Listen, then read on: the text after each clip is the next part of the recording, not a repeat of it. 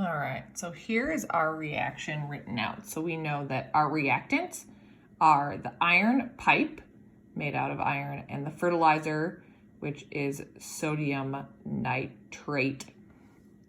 And here are our same little, whatever you want to call these, little tabs that represent the atoms. And so we have 2 atoms of iron represented, and then we have 3 molecules of fertilizer. And the purple one stands for sodium.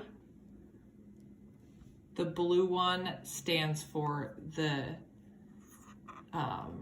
nitrogen, and the red ones stand for the oxygen. And so when we look here, these are all the atoms we need to start with.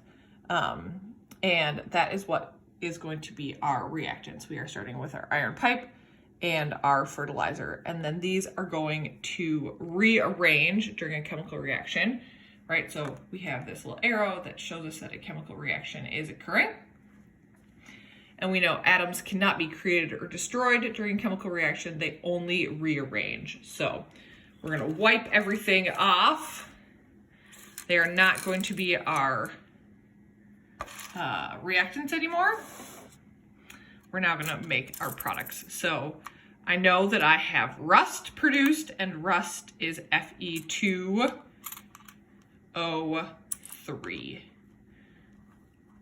So I have 1 molecule of rust produced, Fe2O3. And then I have something else that we're not sure. So we're going to look at what we have left over. So I have 1, 2, 3 atoms of sodium left. I have 1, 2, 3 atoms of the nitrogen left.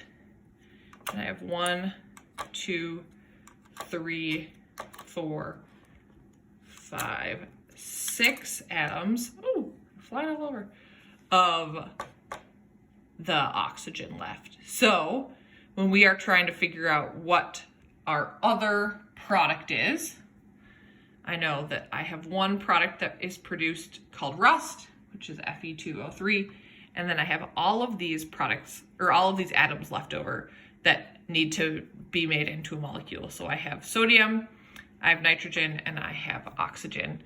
And so when I look at the possibilities, we know we could either produce sodium nitrite, or we could produce potassium chromate. So I want you to look at what is left over from your reaction. We know we have sodium, nitrogen, and oxygen. And look here and pick which of these products is made out of sodium, nitrogen, and oxygen. And that should help you determine what your other product is at the end of our reaction.